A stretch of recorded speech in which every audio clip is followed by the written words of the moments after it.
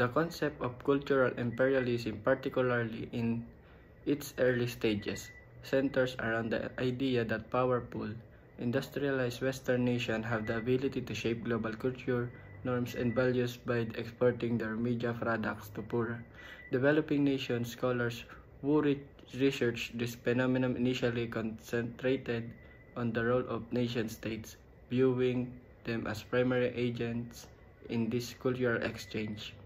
The central claim was the Western countries not only exported material goods and services, but also sociocultural values, reinforcing their dominance on the global stages. One of the key aspects of cultural imperialism is the imbalance in the global flow of media.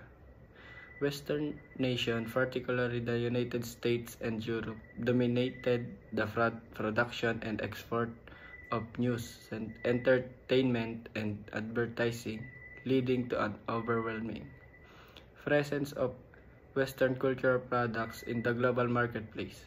As a result, developing nations became largely dependent on these Western media outputs, with their own cultural narratives and perspectives often sidelined or misrepresented. This bias in the global media flow has been observed both in terms of quantity and quality. First, the sheer volume of media exported by Western countries far surpassed the media imparted by those in the global South.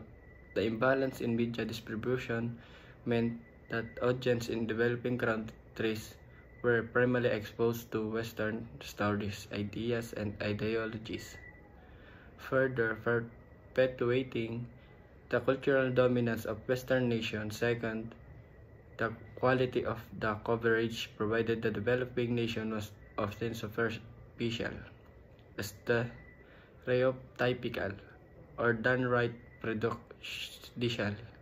Western media tended to portray developing countries in a one-dimensional negative light, frequently focusing on poverty, conflict, or exoticization, thereby reinforcing harmful stereotypes about this nation and their peoples.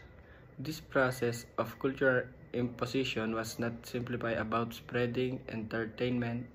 It was a means of reinforcing power dynamics and perpetuating the status of global inequality by influencing how people in the global South saw themselves and their world.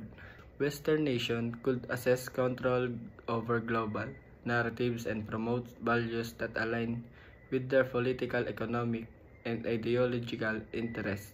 As a result, media became a key tool for cultural imperialism with long-lasting effects on global perception, identity formation, and the international culture hierarchy. This imbalance in cultural exchange also raises important questions about the role of media in shaping public opinion, not only in the developing world but globally. It calls for a critical examination of how media production is concentrated in a few hands and how this concentration affects cultural diversity, presentation, and global power relations. The legacy of cultural imperialism, while evolving in response to new media technologies and global interconnectedness, continues to shape our understanding of cultural exchange and dominance.